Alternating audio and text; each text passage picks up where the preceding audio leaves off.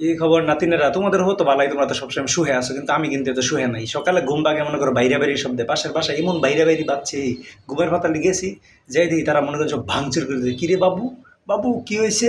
বড় বাবু আর কি, বড় বাবু, এটা ছোটো বাবু না, সে অনার্স ফাইনাল ইয়ারে পরে ফোর্থ ইয়ারে পরীক্ষা দিব। বড় বাবু না, তার মায় তার আদর করে ডাকে বাবু বাবু। তার মনে করে যে আছে, বড় ছোটো ভাই আছে একটা অনার্স ফার্স্ট ইয়ারে পরে, আবার ছোটো বোন আছে একটা ইন্টার ফার্স্ট ইয়ারে পরে। তাহলে সে হন না বাবু না, তার নানি তার এটা কি জানেন, এই জান পাখি, জান পাখি। তাহলে সে হন না বাবু না, তাহলে আমি তারা কি বাবুকে ডাকতাম না?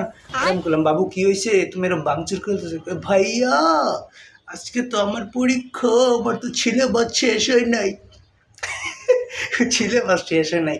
আমি বলছি ও, পরে আমি আপনাকে কালকে রাতে নখ দিলাম, আপনি ছিন করলেন না। এখন আমার হয়েছে একটা কাছের মানুষ আপন জন আইসে এলাকাতে ডাক্তার দেখাইতে, আমরা তার ডাক্তার না দেখাইলে কি চলে? সে আমার বেইমান ভাবতো না, কারণ আমি সবার রোগী তো দেখাই না। কারণ হলে আমার প্রতিনিধি আছে চরপরা, আমার একজন প্রতিনিধি ওখানে আমার করে ওই, আমি এখন আমার বর্তমানে সে দায়িত্ব পালন করতেছে। এখন আমি সবটা যাই না, কিন্তু খুব কাছে রইলে ডাক্তারটা দেখাইতে যাই। পরে এখন হে আইসে, না গেলেই নাই, না গেলে খুব খারাপ দেখা যায়, এই জন্য গিয়েছি। এখন রাতে তো মনে করেন আসতে আসতে আমার একটা বেজে গেছে বাসা। পরে আমি তার রাত্রে কীভাবে ওরা পড়াই। পরে সে বলতেছে ভাইয়া আপনি তো আমাকে একটু দেখাই দিলেন না। হ্যাঁ, পরে আমি কি করবো, আমি এখন তারা আমি মাঝে মাঝে আগে দেখাইতাম। পরে সে বলতেছে যে ভাইয়া আপনি তো আমাকে দেখাইলেন না, আমার তো ছিল বাচ্চা হচ্ছে না, এখন মাথা তো আমার গরম। আমি বলছি মাথা গরম করার কোনো সমস্যা নেই, অর্থনীতি সমস্যা। অর্থনীতি মানে কি, অভাব অসীম, অভাবকে এসে মনে করি যে সে সসীম করে দিব। হ্যাঁ, অর্থনীতি মানে সমস্যা নিয়ে আলোচনা করবে, সমস্যায় সমাধান করবো অর্থনীতি। আমি বলছি এগুলো কোনো ব্যাপার না, তাই জন্য তুমি সব ভাঙচুর করবা? তোমার এই সমস্যার সমাধানের জন্য আমার 1 ঘন্টা ক্লাসে যথেষ্ট। পরে তারে আমি ক্লাস নিলাম যে তোমার এত প্যারা নেওয়ার কিছু নাই, তুমি তো জীবনেও ক্লাস করো নাই, তাই না? কই হো ভাই আমি তো জীবনেও ক্লাস করি না। আমি বলছি তোমার আগে পিছিয়ে ছিটকার যেগুলোর পর সেগুলো কি ছেলে না মেয়ে? ছেলে।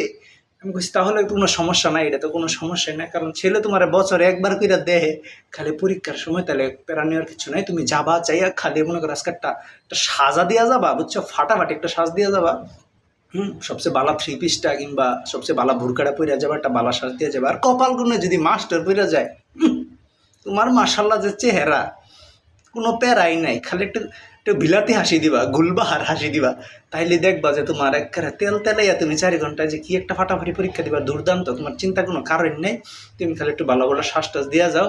আর খালি মনে করো যে পাশের যে বন্ধুগুলো আছে যাইয়া একটু ফিটিং দিয়ে হলো। হ্যাঁ, তারা তো তোমার বছরে দেহে না, ক্লাসে তো জীবনেও দেখেন। আজকে তোমার খুব সাহায্য সহযোগিতা করবো, এটা প্যারা নেওয়ার কিছু নাই। তারপরে এগুলো মনে করেন সান্ত্বনা মান্তনা দিয়া তারা মনে করেন যে তুলে দিয়ে থিয়েছি, রিক্সা তুলে দিয়ে থিয়েছি।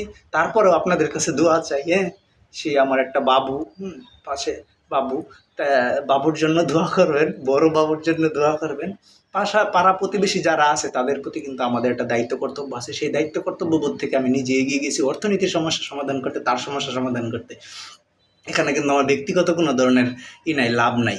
তারপরেও গায়ে একটা সোনার চেইন আছে আমার কাছে, তো আপনারা দোয়া করবেন সে যেন ভালো পরীক্ষা দেয়। তারপরও আজকে যারা পরীক্ষার্থী অনার্স ফোর্থ ইয়ারের জাতীয় বিশ্ববিদ্যালয়ের, তোমাদের জন্য শুভেচ্ছা অভিনন্দন রইল। তোমরা ভালোভাবে পরীক্ষা দাও এবং জীবন যুদ্ধে তরতর করে এগিয়ে যাও। জীবনেও ক্লাস করো নাই, কোনো প্যারা নাই, আপাতত পরীক্ষাটা দিয়ে অনার্সটা শেষ করে আলো। তারপরে দেখতেছি বিষয়টা কী করা যায়, অর্থনৈতিকভাবে সমস্যার কীভাবে তোমাদের সমাধান করা যায় সেই বিষয় নিয়ে আমি কাজ করবো। সে ভালো থাকো, সুস্থ থাকো, আর আমার বাবুর সাথে দোয়া করো। Good bye.